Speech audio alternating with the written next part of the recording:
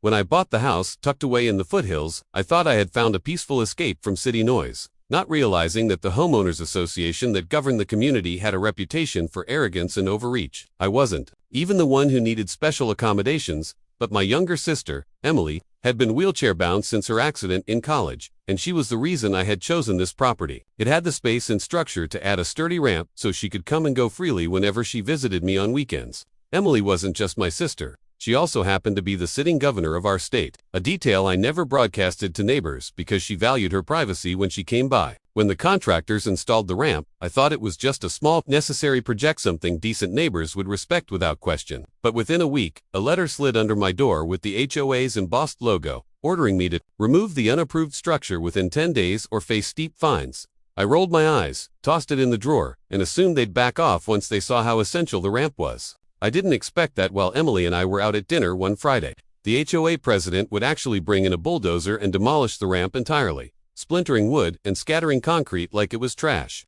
When Emily saw the wreckage, upon our return, her jaw tightened, not because she was offended as a politician, but because she was personally humiliated. Watching her struggle to be lifted into the house through the side door filled me with rage I could barely contain, but I knew right then, the HOA had no idea who they were messing with. The next morning, I went straight to the HOA office, which was nothing more than a rented trailer parked near the community entrance. But the people inside acted like it was the state capitol. The president, a smug man named Richard, who wore polo shirts with the HOA logo stitched over his heart, didn't even let me speak before shoving a clipboard in my face. "You violated community code," he said with that rehearsed authority only small-time bullies use. "We can't have unsightly structures ruining our neighborhood's aesthetic. The ramp was never approved, so we exercised our right to remove it." I took a deep breath, trying to keep calm, but I couldn't ignore the image of my sister struggling the night before. "That ramp wasn't some decoration," I snapped. "It was for my sister, who happens to be in a wheelchair. You destroyed something essential for her dignity and access." He smirked, leaned back in his chair, and muttered, "Then maybe she shouldn't come here." That sentence hit me like a slap across the face. I realized then that this wasn't about aesthetics at all, it was about power and control. The HOA thrived on intimidating homeowners, and Richard thought he had one. What he didn't know was that Emily, who was sitting quietly in the corner of the office listening to every word, had the power to cut off millions in infrastructure grants the HOA relied on for its community development projects. She didn't say a word in that moment, just gave me a small nod, a silent promise that she'd handle this her own way. For the first time, I almost felt sorry for Richard. Almost asked. That night, Emily sat at my kitchen table with her laptop open, her wheelchair parked close to the counter. She looked calm, but I knew her well enough to recognize the storm brewing beneath that steady expression. "They think this is about a ramp," she said finally, her voice low but steady. "But this is about discrimination, negligence, and abuse of power.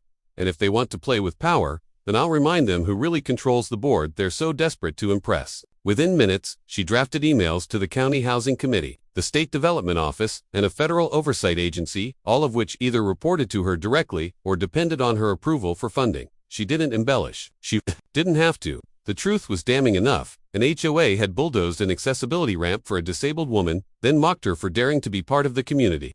Meanwhile, word began spreading through the neighborhood that the HOA had overstepped. A few neighbors who had once been intimidated by Richard and his cronies stopped by my house, whispering that they had always hated the heavy-handed rules, the petty fines, the power games. Some even offered to testify if it came to a legal fight, while Richard and his board congratulated themselves for keeping the neighborhood clean.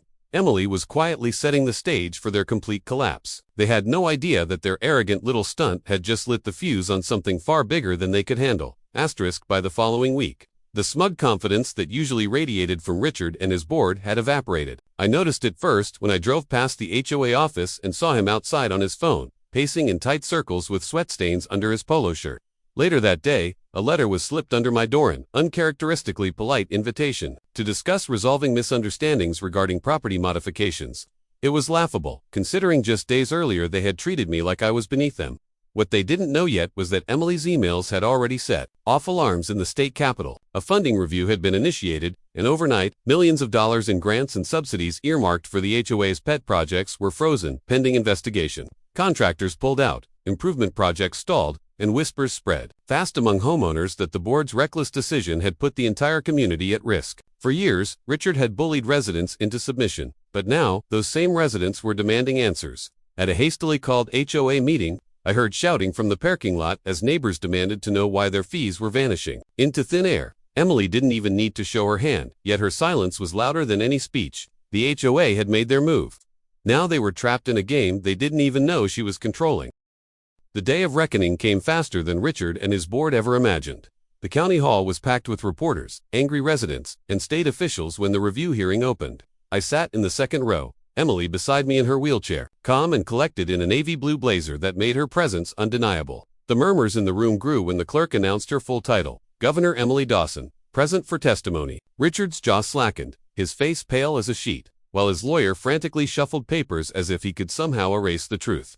Emily rolled forward and spoke with the kind of authority that silenced every whisper. Last month, this HOA bulldozed a wheelchair ramp without notice, without compassion, and without legal justification. They didn't just target my brother, they targeted accessibility, safety, and the dignity of disabled citizens. And they did it while depending on millions in state funding that I oversee. Gasps filled the chamber. Richard tried to interject, sputtering something about community standards, but the room was already against him. Emily presented photos, testimonies from neighbors, and records proving misuse of HOA funds. By the time she finished, commissioners announced that not only would state funding be permanently withdrawn, but an independent investigation into fraud and abuse of power would begin immediately. Richard's own board members distanced themselves, some resigning on the spot. Cameras captured his collapse from arrogance to desperation. A man who thought he could bulldoze a ramp and instead bulldozed his entire empire. That evening, as Emily and I sat on the porch watching the sunset, she turned to me and smiled. They thought they had power, she said softly, but real power isn't in titles or board seats in protecting people's rights. For the first time in weeks, the weight lifted off my chest. Justice had been served, and the land we loved was safe not because of vengeance, but because compassion had finally stood taller than greed.